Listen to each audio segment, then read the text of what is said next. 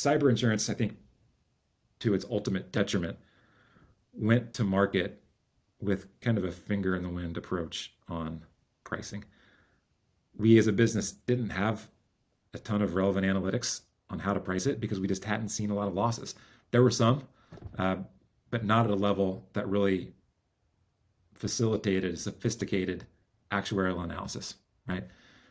Because of that, it kind of became a race to aggregate top line premium. So you had carriers pushing to gain market share because we were all looking at cyber insurance as a driver of top line growth in insurance for the foreseeable future, right? I mean, insurance is a really old business, been around for 300 plus years. There aren't a lot of blue ocean strategies that come along in that business. Aren't a lot of ways of growing the top line in an innovative environment. Cyber was one. So because of that, it became a bit of a free-for-all to aggregate premium. And the approach from most of the market seemed to be, given that we don't have a ton of sophistication around analytics, we're going to try to aggregate business and hope for the best. We were in a soft market for 15 years, really. And that didn't start to change until about 2019.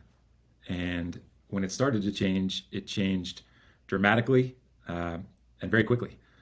So we, in 2020, entered into what was and really still is the hardest market for any line of insurance in 30 plus years. So never mind cyber specifically, for any line of coverage in the insurance world, you had to go back to the 80s for the last time that we saw anything like this. Premiums are up in the aggregate around 60% year over year. In some cases, it's much more extreme than that.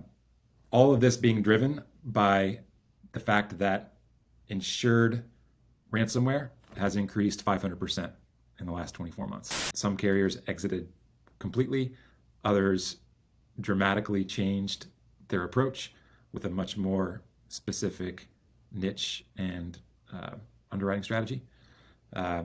Others instituted dramatic sublimits. And this is one that we found particularly impactful, in that we started to see carriers that were sublimiting coverage for ransomware and any loss that might arise out of ransomware.